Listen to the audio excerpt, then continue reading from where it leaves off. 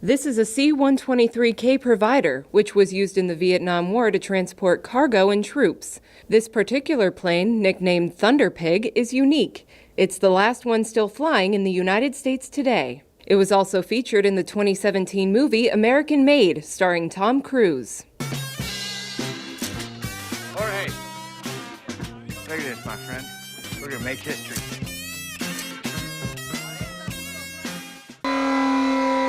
Thunder Pig is the aircraft that draws the most attention at the Air Heritage Museum, says President Bill Schillig. We get a lot of Vietnam vets come through and say, hey, I flew in this airplane over in Vietnam. And we get young people that come through and just fascinated by all the gizmos up in the cockpit. These are the throttles.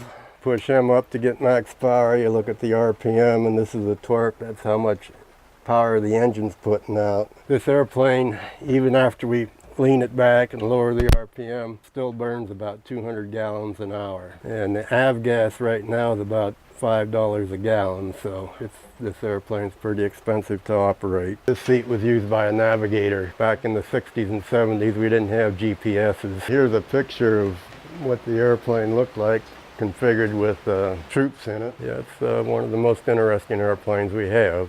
Like I said, it's all open here so people can walk in and see the cockpit and see how the doors open and all that kind of thing. And this is pretty much the way it looked back in the 70s. Located inside the Beaver County Airport in Beaver Falls, Air Heritage began in 1983 and is completely volunteer-run, says Vice President Tammy Peterson. We are volunteers that are dedicated to restoring and preserving aeronautical artifacts from bygone eras, and that includes aircraft as well. David Matthews started volunteering at the museum in 2013. And I've been coming here about 4 days a week ever since.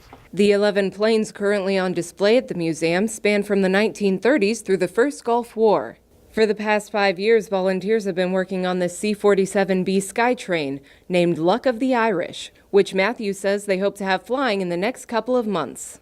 Well, we just weighed here, 16,500 pounds. This will be the first time in 5 years that we've actually flown the plane. Other planes on display include this F-4C Phantom II and this 1930 Fairchild 24, currently being restored. This engine over here, it looks like an upside-down engine. That's called a Ranger engine. That's the engine we're going to put on it to power it once we get it done.